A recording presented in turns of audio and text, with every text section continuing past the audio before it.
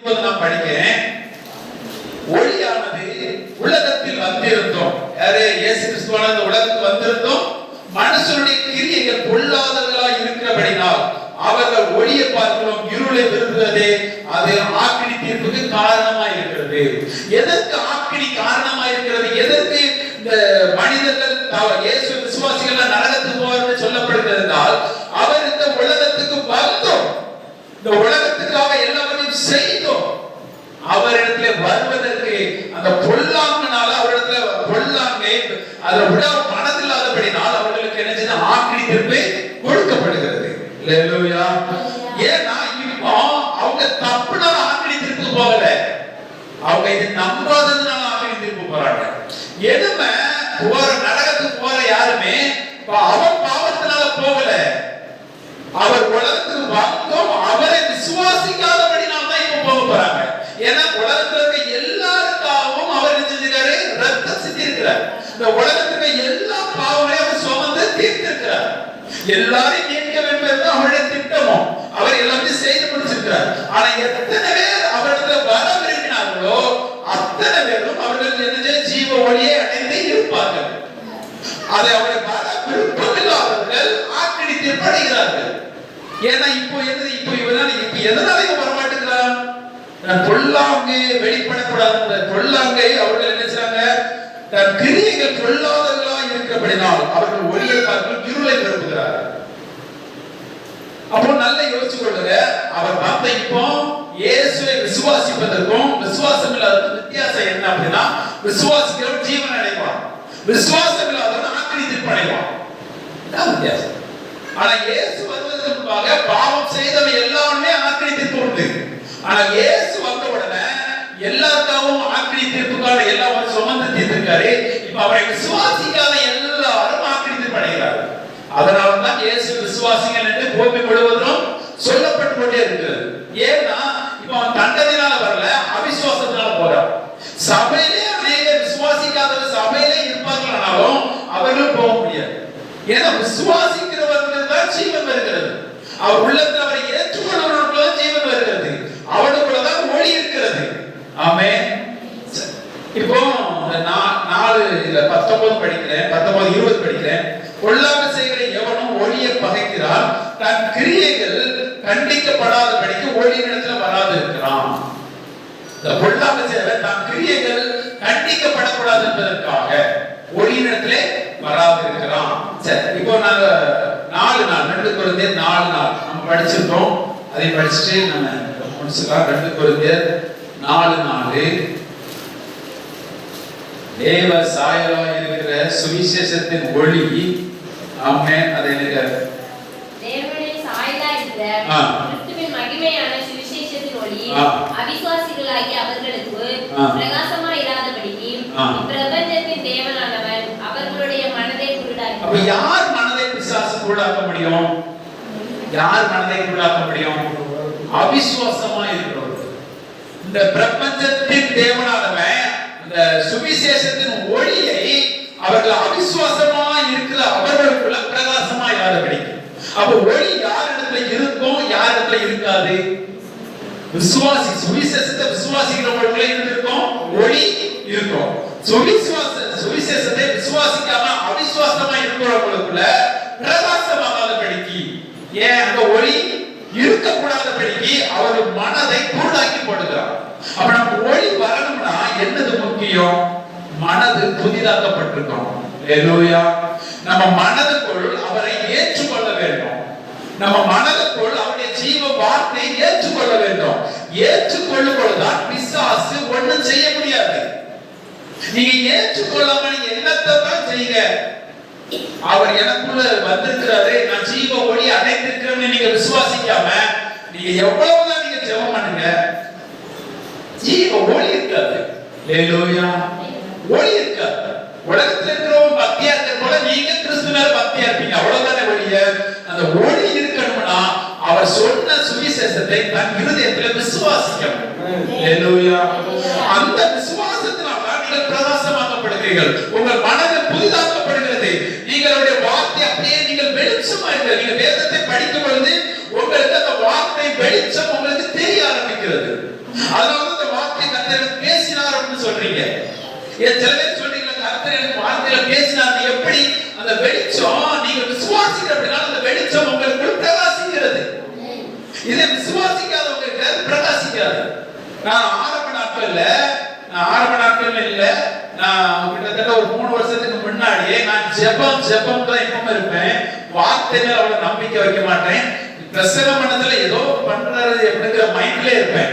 அப்படி இருந்ததுனால எனக்குள்ள ஜெபங்கள் அப்படிலாம் இருந்ததே ஒழிய எனக்குள்ள இந்த வார்த்தை வெளிப்பாடுல எனக்கு கிடையாது. எதுவுமே சிறப்பு வார்த்தைனால என்னோட பேசினாருன்னு சொல்லுவாங்க, ஆனா அந்த வார்த்தை வெளிப்பாடு எனக்கு இருக்காது. எனக்கு என்ன தரிசனம் சொப்பனம் இதுலயே தான் பலதற்காக எடுத்துக்கொள்ளப்பட்டிருக்கேன். இப்படிப்பட்டதுலயே தான் என் மைண்ட் போச்ச ஒழிய இந்த சுவிசேஷத்தின் ஒளியினாலதான் எல்லாம் இருக்கிறது, நமக்குள்ள ஜீவன் இருக்குது, அது நமக்குள்ள ஒளியா இருக்குது அப்படின்னு நமக்கு தெரியாது. அதனால என்னன்னா எனக்கு அந்த வார்த்தை மேல அவ்வளவு சிலப்ப சொல்லுவாங்க கர்த்தர் இந்த அதிகாரத்துல இந்த வசனத்துல என்ன பேசினான்னு சொல்லதில்லை. நான் யோசிப்பேன் எப்படி வந்து ஞாபகம் இருக்குது, நேற்று பேசினாலும் இன்னைக்கு எப்படி ஞாபகம் இருக்கு அப்படின்னு யோசிப்பேன்.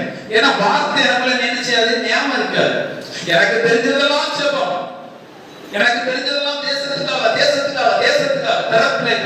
திறப்புலங்கிறது தான் மைண்டுக்குள்ள இருக்கிறவுடைய இங்க எல்லாம் இருக்குது, இந்த ஜீவன் இருக்குது, அது நமக்கு ஒளியா இருக்குது, இந்த இருள் நம்ம பற்றுக்கொள்ள முடியாது என்கிறதை நமக்கு சத்தியம் தெரியல. அதனால நம்ம ஜெபம் வந்தா பிரச்சனை வந்தா பிசாசு போராடிட்டு இருக்கான். வேதம் தெளிவா சொல்லுகிறது, இருள் அவனை எவ்வேறும் என்னப்படியதான் சேதப்படுத்த முடியாது. யோவான் 1:5 சொல்லுது, எவ்வளவு வேகம் இருளை சேதப்படுத்துவதே இல்லை. அவன் ஜீவனை அடைந்து இயேசு கிறிஸ்துவின் ஒருவராய் ஜீவனை அடைந்து ஆளுகை செய்வான். ஆமென். இந்த வார்த்தை சுவிசேஷத்தை ஏற்றுக்கொள்ளுகிறவர்கள் தனக்குள் அந்த மனதுக்குள் அந்த வார்த்தை எல்லாம் ஏற்றுக்கொள்ளுகிறவர்கள் உங்களுடைய ஜீவன் இருக்கிறது, அது பரிபூர்ணமாக்கப்படுது. அதை நீங்கள் விசுவாசிக்க உங்கள் சரீரம் அப்படியே உங்களுக்கு மறுரூபமாக்க போகுது. உங்க சரீரம் மகிமை சரீரமாக மாற போகிறது. உங்கள் சரீரம் மாம்சத்தின் சரீரம் மகிமை சரீரமாக்கப்பட போகிறது. அங்கே எவ்வளவு இருள்கள் வரவே முடியாது. ஜீவன் உங்களுக்குள் நித்திய காலமாக இருக்க முடியும். இயேசு கிறிஸ்து வரும் வரையிலும் அவர்களை வைக்க அவரால் அந்த மகிமையினால் முடியும். அந்த எப்படி ஒரு மனிதனால் மரணம் வந்ததோ அதே போல இயேசு கிறிஸ்து ஒருவரால் நமக்கு ஜீவன் இருக்கிறது, நித்திய ஜீவன் இருக்கிறது. அதை ஏற்றுக்கொள்ள எத்தனை பேருக்கு இதுல மனது இருக்கிறது? எனக்குள்ள நித்திய ஜீவன் எனக்குள்ள சரீரத்தில் செயல்படும் எத்தனை பேர் நீங்க நம்ப முடியும்? உங்கள் மனம் எத்தனை பேர் இந்த வார்த்தையை ஏற்றுக்கொள்ள முடியும்? அவங்களுக்குள்ள தான் செயல்படும். இதை நீங்க கேட்கறீங்க பாருங்க, எனக்குள்ள செயல்படுறது எத்தனை பேர் மனதுல ஏற்றுக்கொள்கிறீர்களோ இந்த வார்த்தை அவங்களுக்குள்ளதான் செயல்படும். சும்மா கேட்டுட்டு அப்படியே போறவங்க செயல்படாது. ஹalleluya. அவங்க வழியிலே விதைக்கப்பட்ட விதையாக இருக்கும். சொல்லப்பட்டிருக்கிற வார்த்தை எத்தனை பேருக்குள் வழியிலே விதைக்கப்பட்டதா இருக்கிறதோ, எத்தனை பேர் பாறைக்குள் விதைக்கப்பட்டதா இருக்கிறதோ, எத்தனை பேருக்கு முள்ளுக்குள் விதைக்கப்பட்டதா இருக்கிறதோ, எத்தனை பேருக்கு நல்ல நிலத்தில் விதைக்கப்பட்டதா இருக்கிறதோ, அந்த நல்ல நிலத்தில் விதைக்கப்பட்ட விதைகள் தான் கனி கொடுக்க ஆரம்பிக்கும். நாங்கள் பேசுகிறோம் தேவ வார்த்தையை, எங்களுக்கு தந்த வார்த்தையை பேசுகிறோம். அங்க உங்கள் மனது எத்தனை பேருக்கு எப்படி இருக்கிறதே நீங்க தான் முடிவு பண்ணணும். ஆமென். இந்த பாறை மாதிரி மனதை வச்சிருந்தீங்க, இந்த வார்த்தையை உள்ள ஏற்றுக்கொள்ளாம வச்சிருந்தீங்க, இருள தான் இருக்கணும். காரணம் வழியிருக்கு அப்படியே இருக்கிறவன் இந்த உலகத்தையே அப்படியே நினைச்சுட்டே இந்த வார்த்தையை மறந்துடுவீங்க. வார்த்தை வளராது. உங்களுக்கு கனி கொடுப்பதற்கு உங்களுக்குள்ள என்ன செய்யாது? பிரகாசமாகாது. இந்த உலகம் அப்படியே செஞ்சு இந்த வளர்த்தத்தை நொறுக்கி போட்டுரும். ஏன் உங்க கண்ணை வார்த்தை கொஞ்சமாவது உங்களுக்கு கேட்டோன்னு அந்த வீடு வரைக்கும் போகும். அதான் முள்ளு மேல் உள்ளவங்க வீடு வரைக்கும் போகும். அங்க போனோன்னு அப்படியே உலக கவலை அப்படி இப்படி ஏதோ அந்த கவலைப்பட்டோன்னு அவ்வளவு உங்களுக்கு வந்துடுற மாதிரி. ஆனா கவலைப்பட்டவங்க வரும். எதுக்கு வரும் தெரியுமா? எதுக்காக கவலைப்பட்டுருக்கோ அது உனக்கு நடந்துட்டு இருக்கு. நான் இப்படிதான் இருப்பேனா, என் பிள்ளைகள் இப்படிதான் இருக்குமா, என் குடும்பம் இப்படிதான் இருக்குமா, நான் இப்படிதான் கருத்து இருப்பேனா, இப்படிதான் வியாதியா இருப்பா நீங்க நினைச்சிட்டு இருந்தீங்களா? அதுதான் வரும். ஏன்னா அந்த வார்த்தைய அது என்ன செய்யும்? வளர விடாம அப்படியே என்ன செய்யும்? முள்ளு. அது முள்ளு. உங்க இருதயத்துல நீங்க சாபத்தையே நினைச்சிட்டு இருக்கீங்கன்னா அது முள்ளு. இந்த வார்த்தையை வளர விடாது. ஆனா அதெல்லாம் தூக்கி போட்டுட்டு கேட்ட வார்த்தையை உங்க இருதயத்துல மனதார உங்க இருதயத்துல திறந்து கொடுப்பீங்கன்னா, அது எனக்குள்ள செயல்படுது அதையே நினைப்பீங்கன்னா, நீங்கள் கனி கொடுக்கிறவங்களா இருப்பீங்க. இந்த சாபம் எதுவும் உங்களுக்கு வராது. அல்லேலூயா. இதை நீங்கள் இதை மனதிலே புரிந்து கொள்ளுங்கள். ஆவியானவர் உங்கள் மனதை திறந்து கொடுப்பாராக. ஆமென். அதை பவுல் பிரசங்கிக்கும் பொழுது நீதியாளின் இருதயத்தை ஆவியானவர் திறந்தார். இதற்காக அந்த வார்த்தையை அவர் இருதயத்தை கேட்கும்படி. ஆமென். எத்தனை பேர் இந்த வார்த்தையை கேட்கிறீங்கன்னு தெரியாது, இருதயத்துல ஏற்றுக்கொள்றீங்கன்னு தெரியாது. ஆனா ஒண்ணே ஒண்ணு தெரியும், நீங்க இருதயத்துல ஏற்றுக்கொள்வீங்கன்னா நிச்சயமா அது கனி கொடுக்கும். இந்த வார்த்தை, இந்த விதையானது அது தேவனுடைய வார்த்தை, அது பூரணமானது, நிச்சயமாய் கனி கொடுக்கும். அல்லேலூயா. ஒண்ணே ஒண்ண படிச்சு முடிக்கிறேன். ஏசாயா 60, ஏசாயா 60 இந்த ஒண்ணே ஒண்ண படிச்சு முடிக்கலாம். 60:1 எல்லாருக்கும் தெரிஞ்ச வசனம்.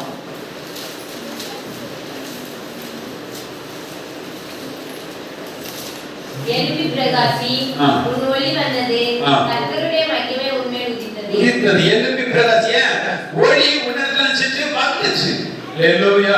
நீங்க இயேசுவை நிறைய பாத்தீங்கன்னா இயேசு வருவதை குறித்து அதிகமாய் போட்டிருக்கோம். ஆமென். அவர் சொல்றாரு எழும்பி பிரகாசி, ஏன் ஒளி உன்னிடத்திலே வந்தது, கர்த்தருடைய மகிமை உன்மேல் உதித்தது. ஆமென். அவன் சொல்ல கர்த்தருடைய மகிமை என்மேல் உதித்தது. அவன் சொல்லுங்க கர்த்தருடைய மகிமை என்மேல் உதித்தது. ஆமென். சொல்லுங்க கர்த்தருடைய மகிமை என்மேல் உதித்தது. ஆமென். அடுத்த வசனம் பாருங்க. இதோ இருள் பூமியையும் காரிருள் ஜனங்களையும் மூடும், ஆனாலும் உன்மேல் கர்த்தர் நம்ம மேல கர்த்தர் உதிப்பார். ஆமென். உலகத்துல என்ன நடந்தாலும் கர்த்தருக்குள்ள இருக்கிற வெளிச்சத்துக்குள்ள இருக்கிறவங்க மேல கர்த்தர் உதிப்பார். அது ஒரு உலகம் எவ்வளவு சாபம் இருந்தாலும் அவன் ஏதனை போலே தான் இருப்பீங்க. நீங்க சபை ஏதனை போல தான் இருக்கும். 3 லட்சம் உன் வெளிச்சத்திற்கு ஜாதிகளும் உதிக்கிற ஒளி ஒளியிடத்துக்கு ராஜாக்களும் நடந்து வருவார்கள். கையை தட்டி ஆமென் சொல்லுங்க. எனக்கு உதிக்கிற ஒளியிடத்துக்கு ஜாதிகளும் ராஜாக்களும் வருவார்கள் சொல்லுங்க. ஒரு மூலத்திற்கு சொல்லுங்க, ஒரு மூலத்திற்கு சொல்லுங்க. எனக்குள்ள உதிக்கிற ஒளியிடத்துக்கு, ஆமென் சொல்லுங்க. எனக்குள்ள உதிக்கிற ஒளியிடத்துக்கு ஜாதிகளும் ராஜாக்களும் வருவார்கள்.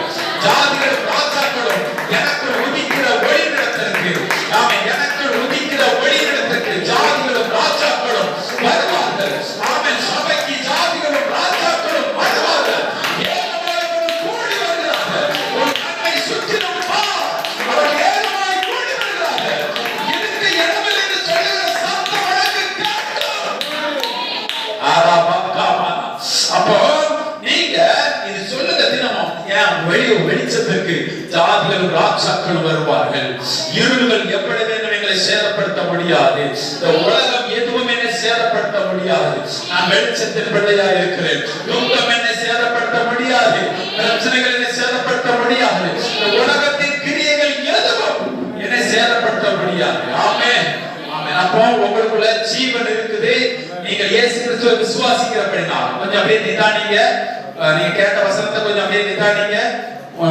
எதையுமே நீங்க யோசிக்காம இந்த வசனத்தை மட்டும் கொஞ்சம் கொண்டு வாங்க. மறுபடியும் கேட்ட வசனத்தை மனசுக்குள்ள கொண்டு வாங்க. அந்த ஜீவன் உங்களுக்குள்ள ஒளியா இருக்கு. நீங்க விசுவாசிக்கிறபடினா அந்த ஜீவன் உங்களுக்குள்ள ஒளியா இருக்கிறது. அது உங்களுக்கு வெளிச்சமா இருக்குது. இருள் இந்த உலகத்துல இருக்க எதுவும் உங்களுக்குள்ள பற்ற முடியாது. அவன் உங்களுக்குள்ள கிரியைகள் தேவனுக்குள்ளாக நடந்து கொண்டே இருக்கிறது. அவன் உங்களுக்குள்ள ஜீவன் இருக்கிறபடினால் கிறிஸ்துவின் சாயலான ஒளி உங்களுக்குள் பிரகாசிக்கிறது. நீங்க வார்த்தை ஏற்றதுனால உங்களுக்குள்ள பிரகாசிக்கிறது. ஆமென். இதெல்லாம் பிரகாசிக்கிறது. கிறிஸ்துவின் சாயல் உங்களுக்குள் செயல்படுகிறது. இது எல்லாம் உங்க சரீரத்துல வருது. உங்க சரீரத்துல வருது. நீங்க இதை நினைக்க சரீரத்துல வருது. அதனால அந்த ஜாதிகள் ராஜாக்கள் எல்லாம் உங்களிடத்திலே வருகிறார்கள். அவர் உங்களிடத்தில் வருகிறார். ஏன்? நீங்கள் இயேசுவை விசுவாசித்தபடினால் அந்த ஜீவன் ஒளி உங்களுக்குள் இருக்கிறபடினால் அந்த ஒளியை தேடி இருளில் இருக்கிற ஜனங்கள் வருகிறார்கள். எப்படி இயேசுவை தேடி உலகத்தின் ஜனங்கள் வந்தார்களோ அப்படியே இந்த திருச்சபையை தேடி உலகத்தின் ஜனங்கள் வருகிறார்கள். இந்த திருச்சபைக்கு ஒவ்வொருவரையும் தேடி உலகத்தின் ஜனங்கள் வருகிறார்கள். ஏனென்றால் உங்களுக்கு ஒளி இருக்கிறது, உங்களுக்கு வெளிச்சமா இருக்கிறது. ஆமென், ஆமென், ஆமென். ஆண்டவரே நன்றி, நன்றி, நன்றி, நன்றி. இந்த சத்தியத்தை கேட்ட ஒவ்வொருவருக்கும் இந்த மகிமை